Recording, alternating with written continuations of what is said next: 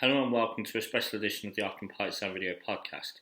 So, last night we had the announcement that Birmingham International Holdings have entered into an exclusivity agreement with Trillium Trophy Asia to sell the 96.64% stake it owns in Birmingham City Football Club PLC.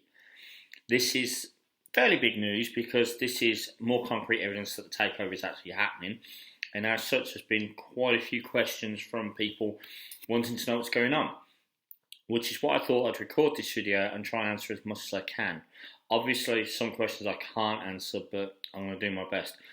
First of all, the big one that is still cropping up is, who are Trillium Trophy Asia?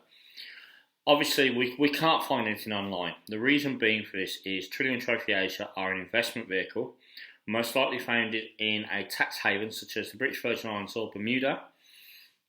And as such, until we know for sure which country they're founded in, and there's further details announced to the stock exchange, we won't know who's behind it. It's basically a privacy thing. By founding themselves in a tax haven, an offshore country such as BVI, you can't search for their details online. You can make an application to the company register, but it takes a amount of time. You can't just go online and search like you can with the company's house or with the Hong Kong company registry, which is known as ICRIS.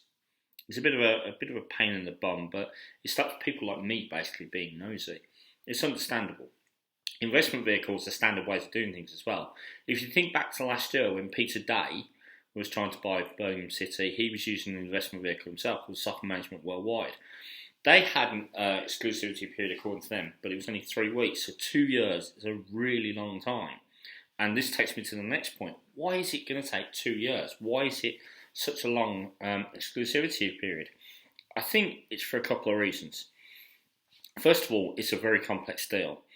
Partially because of the toxicity surrounding Birmingham International Holdings, the legal issues surrounding Carson trying to set aside the receivers, people like Peter Pan who are trying to get money out of them that he claims he's owed, things like the alleged misappropriation of funds, that sort of thing. Partially because of the complexities involved in BIH keeping their stock exchange listing. Until they've got another business to invest in, Birmingham International Holdings cannot sell Birmingham City in full. So maybe this is set up in such a way so that BIH can diversify their investments to satisfy stock exchange regulations. Will it take 2 years? No idea. How long is a piece of string? However, by putting a 2-year exclusivity period in place, what Ernst & Young are doing is shutting out everyone else from being involved. They are saying we're focusing purely on Trillium Trophy. We want this deal to go through. I think part of that comes down to this loan that Trillium Trophy are putting in of 153 million Hong Kong dollars. Now I can see what people are saying, oh great, transfer money. We can use this and go out and buy players. I don't believe that's the case. Although £880,000 will be put into a bank account in the UK, which I'll come to in a moment, I believe the majority of the money will stay in Hong Kong.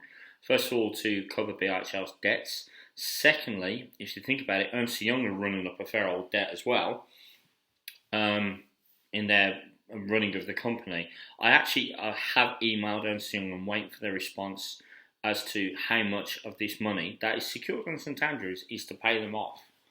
One thing that I'm not too happy about is that I've got a feeling a fair bit of it is the idea that that debt is being leveraged against the only thing the football club owns, the stadium, to sell the football club doesn't sit quite right with me, but I guess that might have to be the way it is.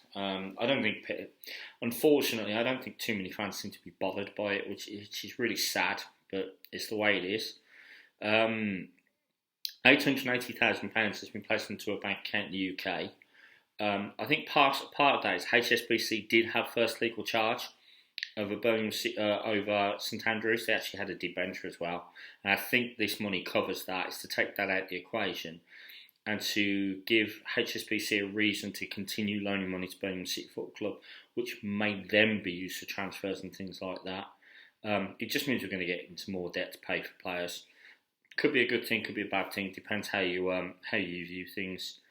The way I see it, I'd rather that Blues remain self-sufficient. So, although some people might want us to see us spend loads of money on players, I personally don't until we've actually got it. It might be me just being cautious, but that's the way it goes, I think.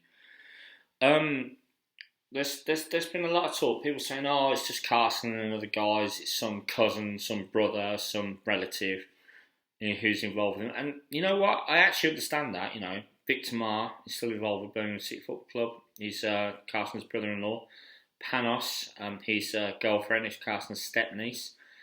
But although their family connections probably got them to where they are now, that doesn't mean they are in league with Carson. If anything, I think Victor and Carson have fallen out big time, as in properly would come to blows kind of falling out. Panos certainly isn't on Carson's Christmas card list. And if Carson was involved with Trinity Trophy Asia, you'd have to ask yourself, why is he trying so hard to get Ernst & Young set aside? That case is back in court next month, July 31st. I don't know how it's going to go. I assume that the judge is going to throw it out, but this is Hong Kong. It might just drag on for a little bit longer. Panner, of course, is in court with regards to his owed salary, his unfair dismissal claim. That, I think, is just a Chambers hearing. I don't think the full hearing for that will be until October, November, but we'll see. So there we go.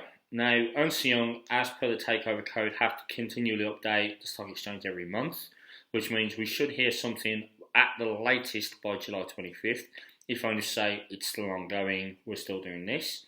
What I think we'll have, though, is a gradual drip feed of information. Ernst & Young seem to have, in these monthly updates, at least told us a little bit something new each time. I think they're trying to, do things properly, and we've got to take heart in this. But as I say, until we know who Trinity Trophy Asia are, I would assume they're Chinese. Well, I'm personally absolutely sure, absolutely certain they're Chinese. We can't really be positive about who they are and what their intentions are until we know. So cautious optimism here, but we'll see where it goes. As always, if you have a question, email me, almajir@oftenpartisan.co.uk. Follow me on Facebook, facebook.com/often_partisan, twitter.com/often_partisan if you want to follow me there. And yeah, let's see where this goes. Till next time, do zobaczenia from Poland, and keep right on.